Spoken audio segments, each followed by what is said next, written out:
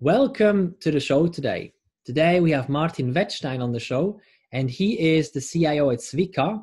And I'm very, very excited to talk to you today, hear a bit more about your story and also why you're so passionate about motorbikes and and riding a bike and all the fun stuff that you talked to me about last time. So Martin, thank you so much for being here. Thanks for having me. Really appreciate you being here today with this beautiful background of nature behind you as well as you're there in winter tour. And maybe we start with the story piece of all of it. So maybe you can dive into some aspects or some pieces of the story. What were some of the most defining moments, maybe one or two, that you feel really shaped you as a human being, really shaped you as a leader along the way? I see, one of them was, I was with IBM. We had one of those very cool offers where you have plenty of auditors with you. At the end, they are telling you, you're allowed to take on board 30 people. One more and you're dead. So we politely followed all their orders. We went to the deep. Actually, we lost. Good news for the client, good news for us, actually. We went to the debriefing. The whole executive management sat there, and one of the guys told me, Martin, if you would have brought the case with all the people, don't you think we would have been able to fix that little issue for you? Do you consider us stupid? Biggest learning for me, walls might not be walls. You have to hit them to be quite sure if they really are walls. Since then, I hit things to be sure that they are there, because most of the walls that you actually have are in your head and not in reality. This was one of the best moments. I learned so much in that very simple statement.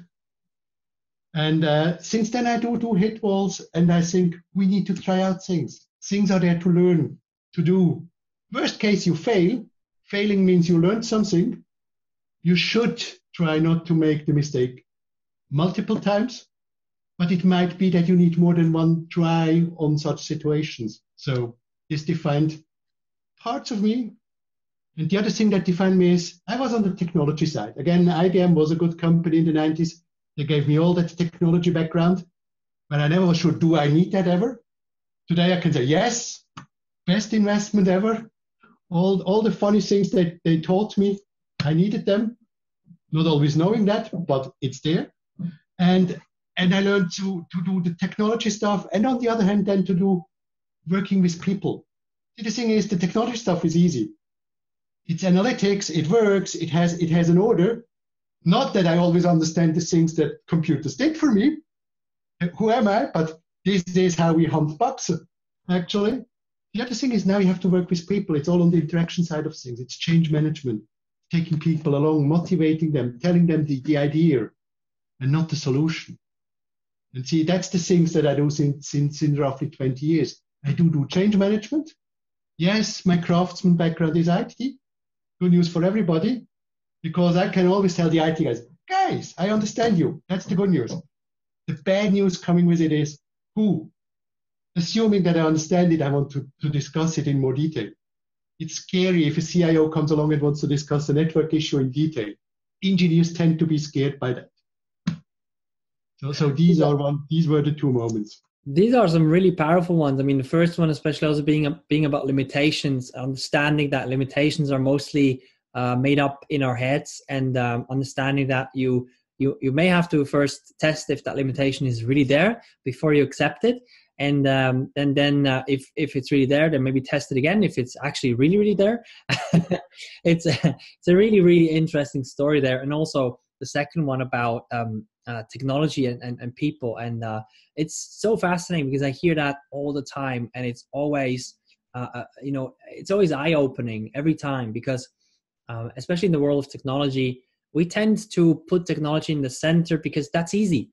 That's not the most difficult thing, to put technology in the center. But if you put people in the center, there's so many more moving parts and so many more unknowns that it's way more difficult. But that's usually the way it works better, because then you have to focus on the right thing.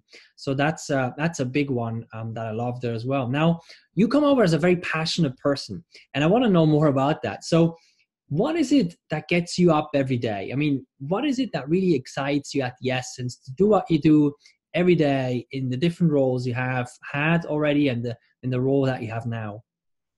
See, to me, it's like working as the director of an opera.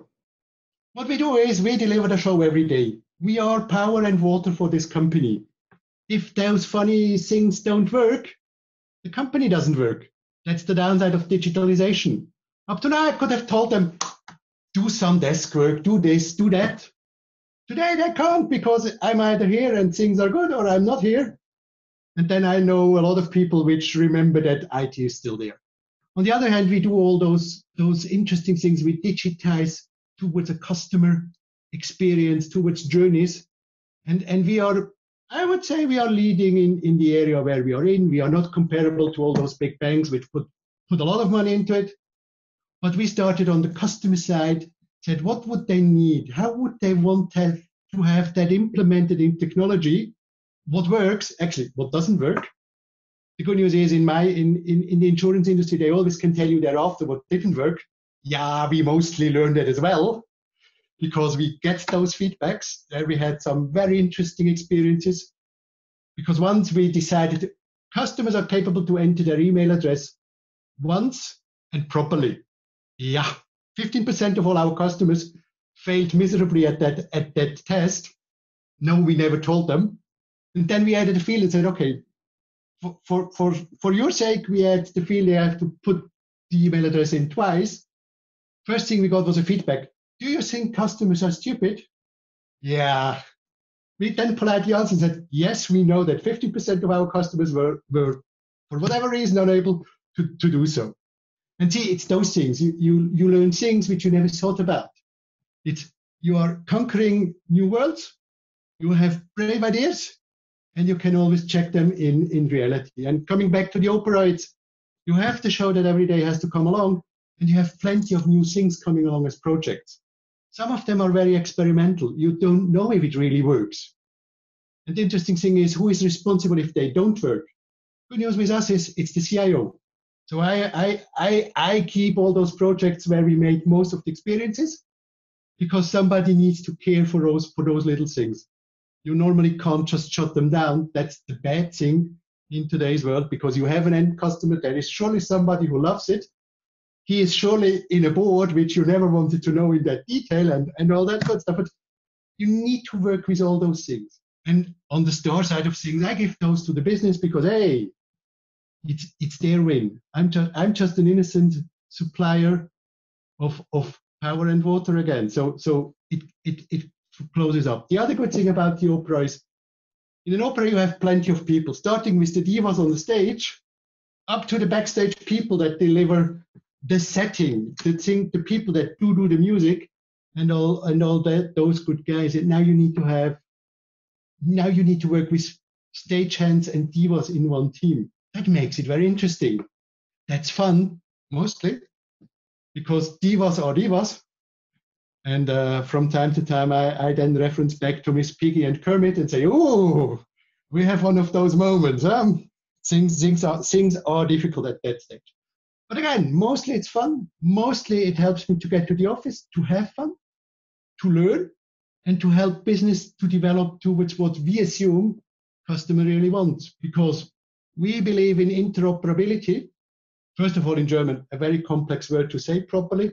Secondly, in the health insurance to implement, one of the worst things to do, we have too many bodies that define a little piece of something, and now you have to put that all together, which is very complex. But we are now feeling that customers want things, demand it from us, and then with that demand, we can really start to implement those things. So we did an application. So we did actually the first MedTech device on one of those smartphone things. And we said, okay, you can now look at what you have. You go through the whole thing. Actually, the doctor will ask you. We have an approval for that. And then we give you ideas what you could do. And in some of the cases, we say, yeah, now you need to call our telemedicine doctors. And in those moments, we then transfer the data, if the customer allows it, obviously. Because if he doesn't, the doctor just starts at the beginning of the story and asks all the funny questions again. But we see now customers who actually like that feature most, which is quite interesting because every so day, having the question part, having self-care part in it makes it much more useful. Customers like that they have a consistent process which makes sense to them, not always to us actually, but it makes sense to them and helps them to have a better experience. Something which we never expected to be the most killer feature in that application. And now we start to build up things which rely on that application. So see, these are the fun things. You have new things you are going to do. Actually, if I would have known how much it takes me to get certified by Swissmedic, I would never have done it. It was an interesting nightmare, to say the least, because hey, they don't have a clue what they wanted. We neither had a clue what they needed, and now go and conquer it. We did it. Was fun, admittingly, not always on the way, but the end result speaks for itself. And these are then the new things that we deliver to that opera. And see, I love the opera example very, very much because, you know, the opera starts with the audience. The opera starts with the customer, and that's one thing. And the other thing is, in an opera, there's never one person who does everything. There's a large group of people. And even if there's one person on stage, there is 10 times or even more people that are around that to make that actually happen and make that work. And that's a very interesting example because it's very much like an organization, and it's also very much defining sort of like in terms of the roles, to understand that there are many different roles with many different personalities, and then I guess the role of the conductor comes in as well, which I very much probably see you as the conductor there, and it's just a very interesting dynamic because the conductor is really more there to create the right environment, even though he's going like this all around. But it's less about he's not doing that so everybody can exactly follow what he's telling them to do. That's not the idea, and that doesn't work. What works is he creates the right environment, the right atmosphere, and the right harmony so that the team and the teams can work together. That's why I love this opera example very, very much. And I want to quickly talk about motorbikes with you. Oh, yeah. Because last time you talked about, like right when we jumped on the call, you talked about the motorbike. You were on the ride in the morning. You're very calm and very relaxed. I'm curious, like, why do you enjoy riding a motorbike so much? See, motorbiking asks to be in peace with yourself, because otherwise it becomes dangerous. There are plenty of other players on the streets which drive very differently to what the rules would tell you, and it gives you the calm that you need. You need to be focused on things that happen. Physics happens, really. I went once off the bike, so I know physics works. Not that I did properly work, but physics works, and it gives you the calm that you need. You can't take problems along on your bike. It doesn't work. It might be dangerous, actually, but driving gives you calm. If you look at the weather that we have at the moment, hey, driving is the most interesting thing. It's not too cold yet. You have sun. You can look around. Life is good. If needed, with the bike, I have enough power in the bike to overtake this or that thingy. So it gives me everything that I need. And it ensures calmness. It gives you peace of mind. It actually allows you in the background to think. Now it becomes dangerous, but you still need to be focused on what you do. See, it's the complete opposite of the opera. It gives me peace. It's me, the bike, the street, end of storyline. And this summer was one of the best summers ever. I got a new bike, first of all. I don't tell you now that who it was from, because otherwise an advertisement in the midst of our talk, but it is a wonderful bike. They did a lot of cool things in terms of technology again. It drives lovely. We had plenty of good rides. So it gives you just everything you need in contrast to the opera. And that's what makes it. And as long as I can, I'll drive it to the office. I'll use it. Actually, October is already, I'm in an overtime status now, had as much miles and kilometers as I haven't had for years. So life is good. I love that comparison to the upper again and this, because it's once again, I think, goes into harmony, or it goes into balance, I guess, as well. Because on one side you have the upper, and on the other side you have also the riding the bike. And what you said is you need focus, you need to be very present. Mm-hmm. And it's so interesting when you compare riding a motorbike to the daily business, to a day in daily business. Because if you're on the street with a motorbike and you go fast, like in business, usually we go pretty fast, and you're not focused, and you may be looking all around, or you're thinking about all kinds of stuff, it's very dangerous. Mm-hmm. And so is business, actually. When you're not focused and you're not really present, things can be dangerous. You may not actually hurt yourself as much on the motorbike, but still things can get really off track because you're not in the present moment and you're not really that focused. So I like that comparison there very much as well. Really, really powerful one. Something else I want to dive a little bit into. We went there in the very beginning already, but maybe there's another level we can go to there in terms of lessons learned. You talked about IBM, you talked about that situation and the limitations or the walls. What's another big lesson along the way, your journey, your career, that you learned, that you felt really made a big impression on you? See, there are actually two. We had, again, at IBM, we had a situation, huge client, one of the 3 big banks in Switzerland, came along. Actually, we had a technical problem. Good news for everybody, because we were the specialists. Now, the biggest issue wasn't the technical problem. The biggest issue was, who is responsible? Hey, we came along and said, I'm responsible. Actually, I didn't know what was the problem, but at least we found somebody that is responsible. With that, everything became much easier. We focused on the task at hand. We fixed the issue. Who to blame, actually? But again, blame me. I don't know what for, but actually, I get money for that. Got money there, get money now for that. That's the easy part. Take tension out of things. See, it's about facts and figures. It's normally not about people. At least not in the operations part.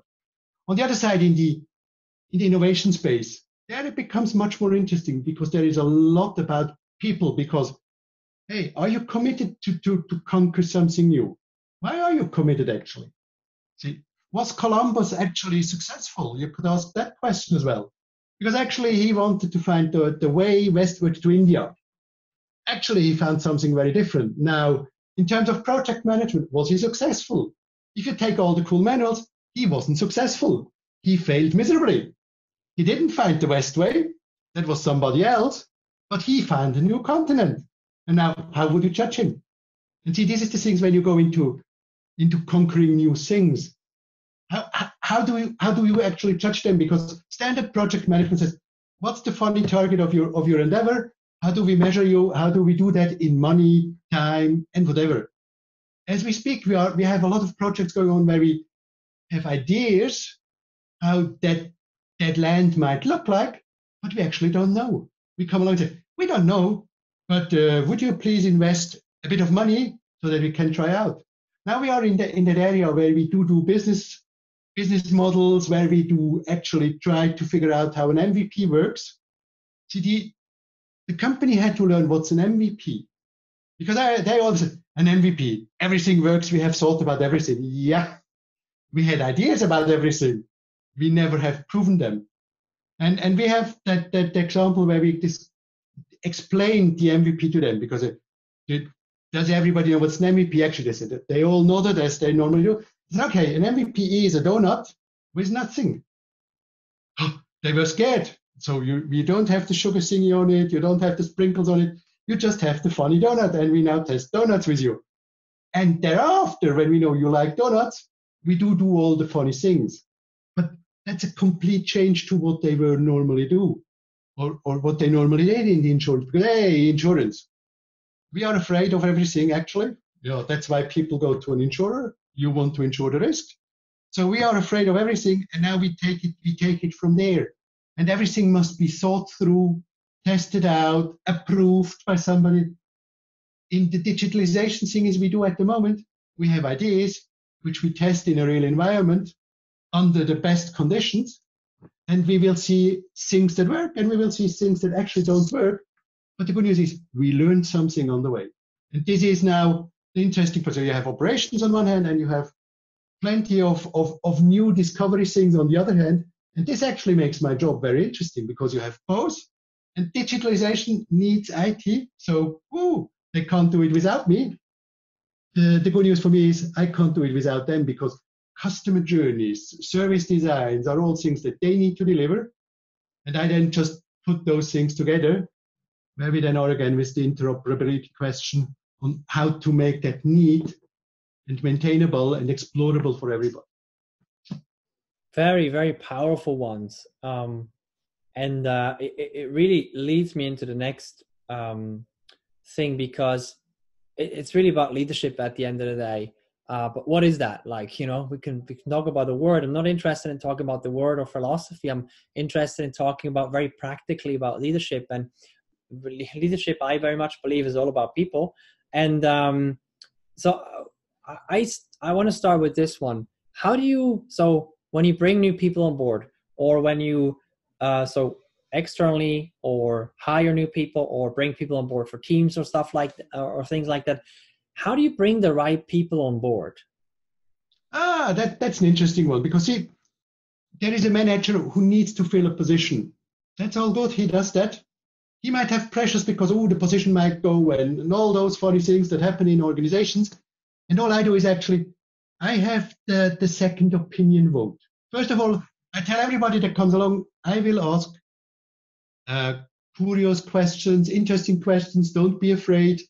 The other thing I tell everybody, I don't need to fill that funny position. I ensure that you are matching towards the things we need, or I believe we need, and I ensure that we have something that takes you along for a decent while. And in those talks, which are very, very different for the guys and girls that come along, actually, we learn a lot about what they need, what they did, why they failed, what they learned. And we normally have, I call that a killer question. I always prepare a killer question. And that's then the interesting thing, is how do they react? Because they don't have a chance actually to be properly prepared. I try to do my homework in creating the killer question. And that's the most defining moment, because you see, how are they in real nature? What do they do? And this is how we work. On the other hand, what we really look for is diversity. See, because I don't need 10 times people like me. I actually wouldn't like to work with 10 times me. Yeah, I can't be difficult to work, so as most of my colleagues as well. So now what do? You need diversity. We ensure that we have gender diversity. This is an important thing. Males behave much better if you have females in a management team. Wording becomes better. We don't do those jokes which we shouldn't do, and all that good stuff. That's something that I have seen multiple times and which works. And then you have to work on the age variability, because we still need those elderlies like me, having passed the 50s, which were used to an analog world actually. The downside for all us is actually that the people which we are working with, the elderly, are much more tech savvy than we presume. See, I know for my grandma it was always the same. The internet is the thing is sitting in the iPad. And with the iPad she can do da. Plenty of things which she was unable to do, which she likes. I never had to bore her with, nope, technology-wise, your assumption is funnily wrong. I would never do that. I tried it for 5 minutes. She looked at me and politely mentioned, I don't care. I don't care. So technology must be there and must be useful. I don't care what magic you might do or somebody else might do for technology to work. I just want to have the iPad and I actually want to read my books, this. And if the download of the NZZ didn't work, life was a very bad place and they had issues with their applications. I know all of them because grandma came along and said, it's not working. Make it work again. See, actually, we are at the stage with the elder where it feels a bit like Star Trek. Make it work, Scotty. I don't care what you do down there. Or the polite, make it happen, to be a bit more nicer to people. But That's the expectation from people now towards IT. And this makes actually quite interesting people because they come along on that side. And the younger ones, see, they come along with things like, we do WhatsApp. You don't do chat? What are you for? What company are you? We are still a company that does things in one try and not in 15 to 20 odd messages to make up a little meeting. Yeah, my nephew is working with WhatsApp for all the things, but until they have made up a meeting, they are unable to get below 20 messages. They are just, first the time, then the place, then what they should do, and then it starts all over again. See, those group things which we are unable to cater for. And so we ensure that we really have people from all sides, so that we have a broad diversity. Broad diversity for me means also, then they criticize you. And now this is a bit day dependent. There are good days and bad days. And there are people which I happily listen to. And as usual, there are people which I listen a bit less to. But that makes it more human in my view. But you need to listen to them, and you need to be manageable for them. You need to react in the same way. They need a certain certainty that a criticism doesn't kill them, doesn't hamper their career, doesn't hamper anything. And see, that's why we actually do two things. So my direct reports and myself, we take half a day per month to discuss strategic things, people things which are important in our own development. So for example, we had 2 months ago the session where we asked, did we reach the targets that we have? Which might not be technical and measurable. What did we do for them? Do we still think it's the right targets? Should we change something? What's actually the outlook from all of us towards the things we do? And I do the same thing with the first line management. They're much more tailor-made for those clients because they sit alone with their CIO in a room. Their CIO is a board member. Scary things happening to them. What shall they do now? Should they be honest with me? Should they probably not be honest with me? Is it dangerous? Last time when we saw them, we explained what are we doing in terms of salary system. How does the system work? What does it actually mean on a system view? And it was very interesting. The first thing, they saw a graph, actually all the salaries of all the people, no name, no idea who. But first of all, everybody looked, where am I? Then they looked, where are probably my peers? Huh? And we gave them some indications. So we always prove, yes, we look at people, so we are equal pay, we do give you the same amount of money for the same responsibilities and all that good stuff. But first thing was, where am I? Yes, there I am on that chart. And they were very capable on that. And it took me quite a while to explain to them, we don't do your single case at the moment. We just show you how the system works. And we had quite interesting discussion because I made one of those test questions asking, anybody unhappy with his pay? Nobody has raised his hand. I said, guys, now you lost actually out dramatically because March will come along. I'll say, in August, you all told me you were happy with your pay. What's your issue?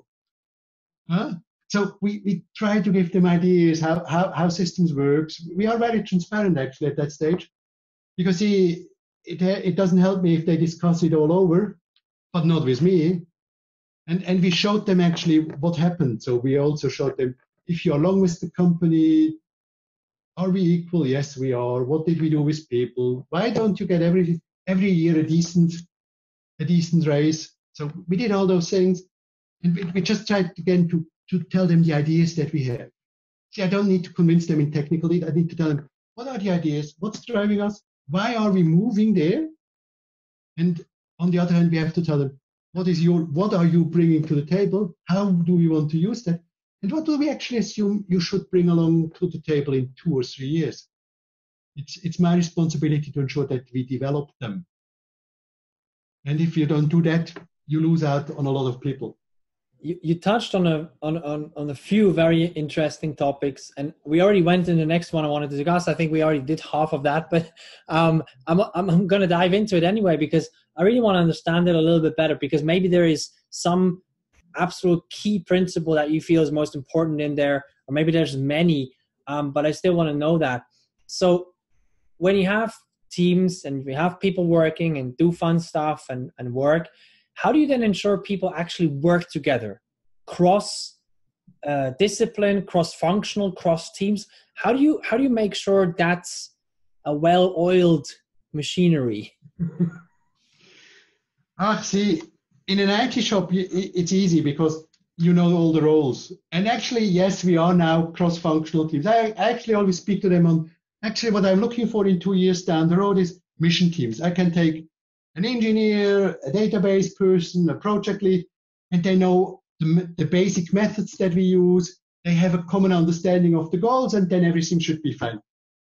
Now the downside is, now you have a business along. Now you need to do the same thing with a business.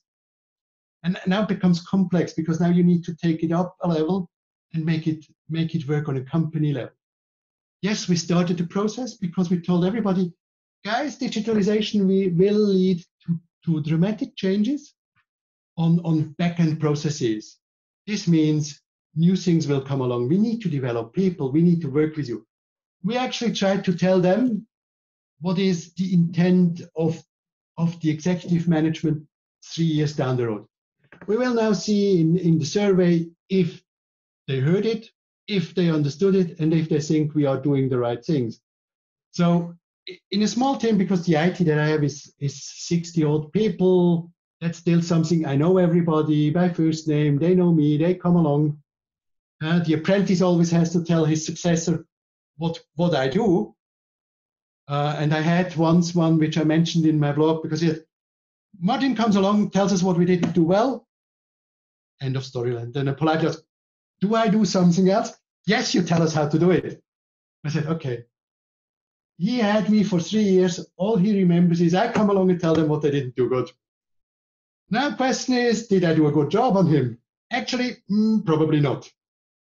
And then I had a discussion and said, do you think I do other things? And yes, he came along and said, yes, you do a bit of strategy. So good news is, yes, he came along. Bad news is, if this is the only thing a client of my management delivery remembers, scary. Okay, he works in a help desk. There are plenty of mitigating factors, at least for me. But again, it's important to listen to what do they tell you? What do they know what I do? What do they know what their bosses are doing? And see, you just have to ask people and then you learn things. The issue is ask, then you get feedback. See, the biggest issue is you always expect feedback, but have you ever asked? If you don't ask, you normally don't get the feedback. And people tend to be very honest with you if you ask honestly and if they assume you're interested. And if you do those two things, you get everything that you need. If it is always nice to you and if you always look right, nope, not always. But it at least gives you ideas what you could improve or where you should change something. Because yes, the service desk has the issue. I never visit. It would be a pity if I come along to my services and, hey guys, everything worked today. That would be a bit of pity because then as leader of the desk, I would be nervous. Why is somebody coming along telling us it works? That's the normal case. So yes, bosses come along when there is a no normal situation. Chances are good that you just see me then and not when it works. But I took along, I need to tell them more often how much it worked and where we were good in delivering things. Because again, you never called your power company, told them, hey, this morning power worked. Or your water company said, guys, I got hot water. You tend to call them when things aren't as good as you expect them to be. And one needs to be conscious of those things because you drive the level up every year a little bit and people become more and more comfortable with those things. And you need to tell them, hey, we do things that this happens. This is one of the lessons that I learned now. Don't make it look too easy.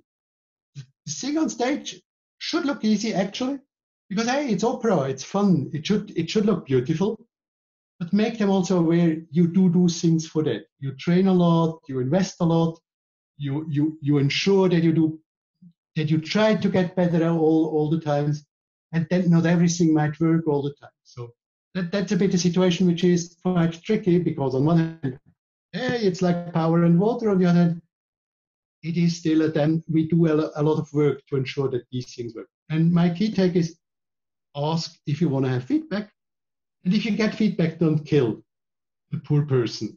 So That's I asked the apprentice actually, can I use that in my blog? Just to yeah, because it was very easy because, oh, he came along next week, he was in the blog. See, there are just two, and with two apprentices, it is rather easy to figure out who that was.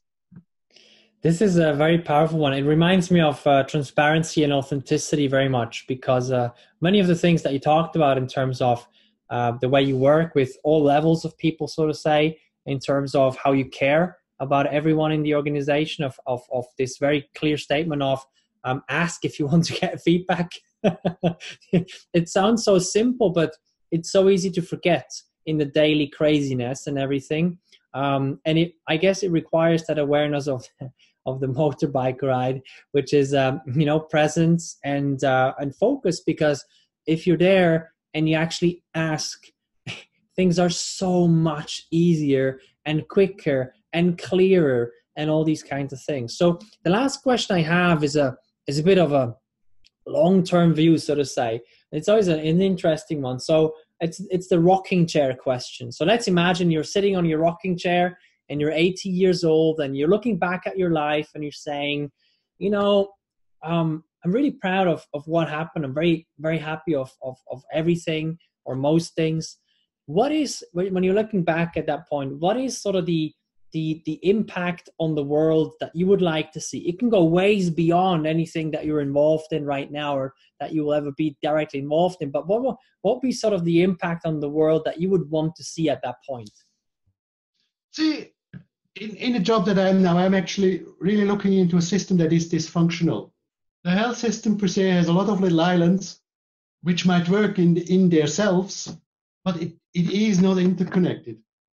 If I can deliver little pieces of interoperability which allow users to have much better experiences, then we would have changed plenty of things. And the biggest issue that the system has is actually everybody wants to be Mr. I reinvented the health system. Hey, ecosystems don't work that way around. Ecosystems works, I give something, I take something. And we need to be all a bit decent in just coming along, bringing it, taking it, putting it together. If I can help that the system becomes better without a need for I reinvented the health system, we did a tremendous job. We saved a lot of money, made a lot of things much better for people again. And I think this would be the biggest achievement, which actually helps me to come and conquer those new little thingies that we are bringing along. It's very powerful also, your view on it like an ecosystem, because especially the industry of insurance, but there's many others as well. I still have a very long way to go in terms of understanding and viewing the world in as it actually is today and maybe not 20 years ago. And it's very interesting. And that's actually the kind of stuff that I'm most excited about, because there we can have, maybe that's just my opinion, but in things like that, we can have the biggest impact, because there's still such a huge gap where we can move things like huge mountains forward. The health system, stuff like that. It is such a massive mountain that if we can only move it, a little bit, that's already a massive amount of impact. So I really, really enjoyed this conversation, Martin. Thank you so much for all your insights, the golden nuggets, the wisdom, the stories you shared. Really appreciate that. So below the video, we're going to link to some sources like social media where people can find you, connect with you as well, the company page, so the company website, so people can also follow on what's going on at the company, some of the exciting stuff that you guys are up to, connect with you, connect with the organization. So thank you so much for being on the show. Thanks for having me.